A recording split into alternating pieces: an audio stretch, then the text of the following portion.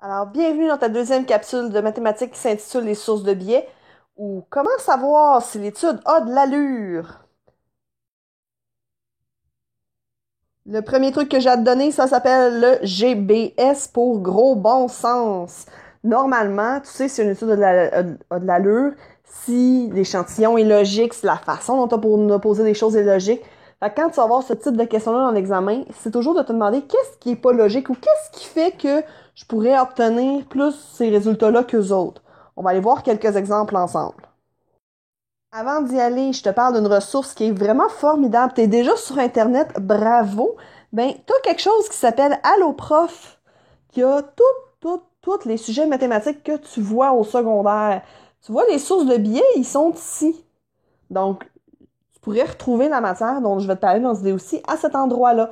Donc, les sources de biais, il y en a 4 principalement. Donc, soit la construction de l'échantillon, comment j'ai construit mon questionnaire, comment est-ce qu'on pose des questions puis qu'on ramasse l'information et comment j'analyse mes réponses. Donc, habituellement, s'il y a quelque chose qui fonctionne pas, ça va être, je vais pouvoir le rentrer dans une de ces 4 catégories-là. Si on regarde au niveau de la construction de l'échantillon, il y a deux choses à regarder. Premièrement, la taille de l'échantillon. Donc, est-ce que mon échantillon, il est trop petit? Est-ce qu'il est trop gros? Habituellement, trop gros, c'est moins problématique, mais s'il est trop petit, c'est problématique.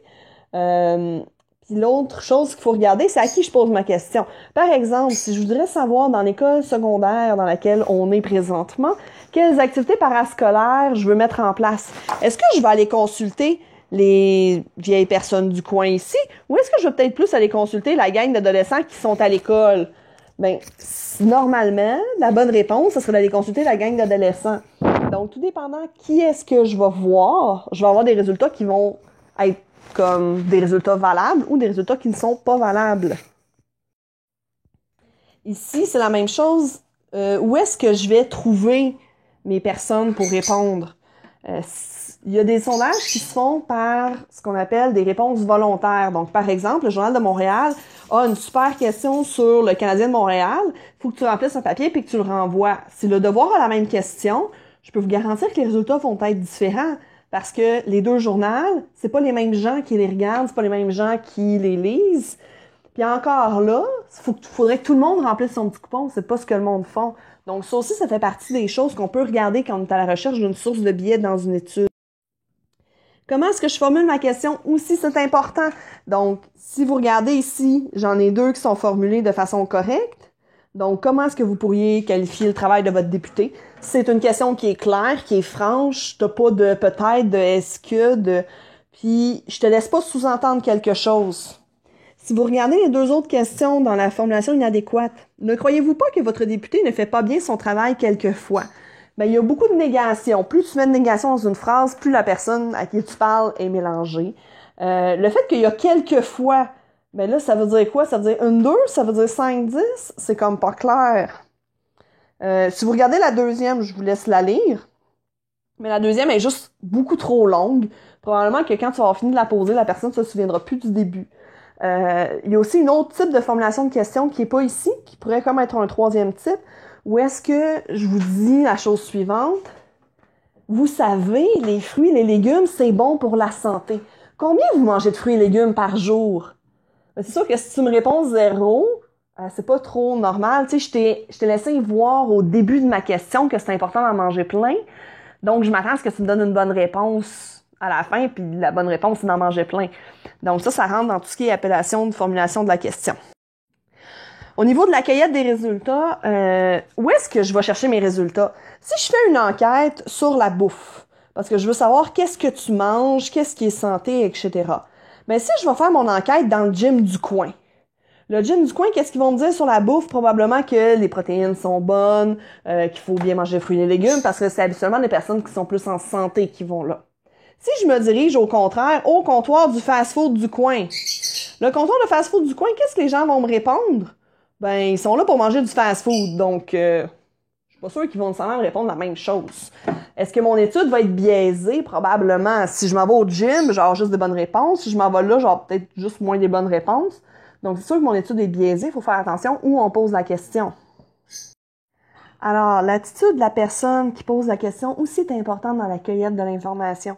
Si la personne est là, qui ressemble à ça ici, puis qu'elle me crie dessus, j'aurais probablement pas l'intérêt de lui répondre, ou encore, si je décide de lui répondre, je vais probablement essayer de faire ça le plus vite possible pour m'en débarrasser, puis ça se peut que je dise pas des réponses qui sont honnêtes.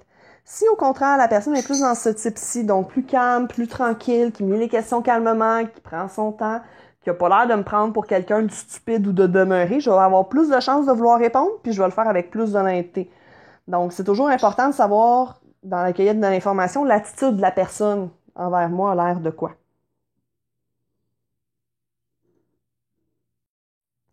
Un autre aspect qui est important dans un sondage, qui peut être une source de biais, c'est la confidentialité du sondage. Donc, si quand tu parles au sondeur, tu as l'impression que tu lui racontes un secret, ben, on s'entend qu'un secret, t'as pas le goût que tout le monde le sache. Donc, je donne un secret au sondeur, je veux qu'il reste là. Par exemple, si à l'école, on fait un sondage, puis on vous dit, t'écris ton nom sur la feuille, puis après ça, on te pose des questions de genre, est-ce que tu consommes du tabac? Est-ce que tu fumes? Ben, si t'as écrit ton nom sur la feuille, tu vas peut-être te demander, est-ce que mes parents, ils vont avoir accès à l'information après? Puis il y en a qui répondront peut-être pas la vérité.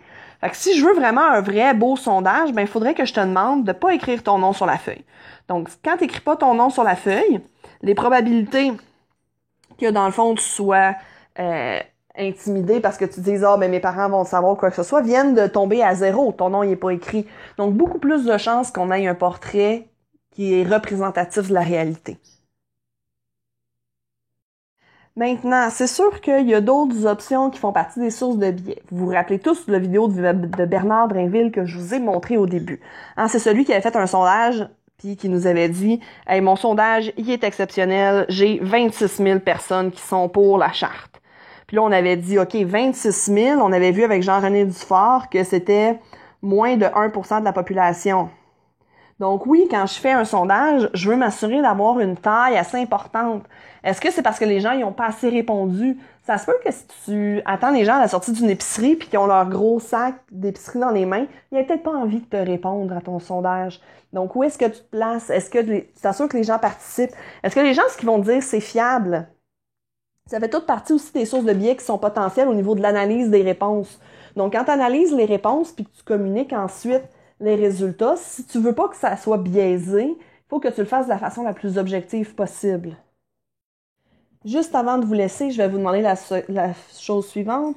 Questionnez-vous quand vous écoutez les résultats d'un sondage, quand vous regardez comment on a fait un échantillon, à savoir qu'est-ce qui est la vérité. Est-ce que c'est représentatif? Est-ce que ça vous donne un portrait réel de la situation? Si oui, donc vous pouvez prendre en considération les résultats qui sont donnés. Si vous n'êtes pas sûr, allez chercher, allez vérifier. Puis si vous me répondez non, ben sachez que les résultats de l'étude, ils peuvent être vrais, mais il y a plus de chances qu'il y ait un facteur qui puisse changer les résultats, donc que ça soit biaisé. Toujours à se questionner lorsqu'on fait de la statistique. Et c'est sur ce que je vous laisse. Bonne fin de soirée!